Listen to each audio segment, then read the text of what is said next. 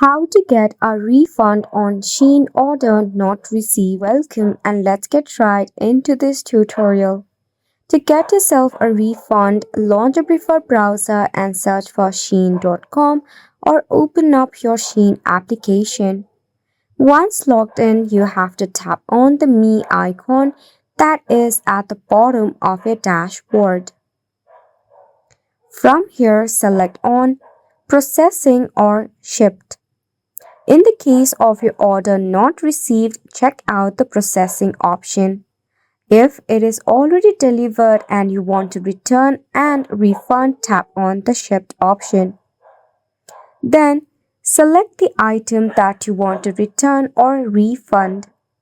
Once you tap on it, you will have to provide them a reason for return.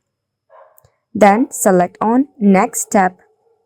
Tap the option for your return method as well as your refund method. Once you select both of this option, tap on the Submit button.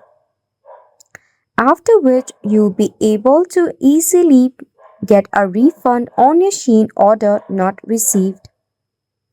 It might take up to 6 to 15 business days to get refund of your Shein item.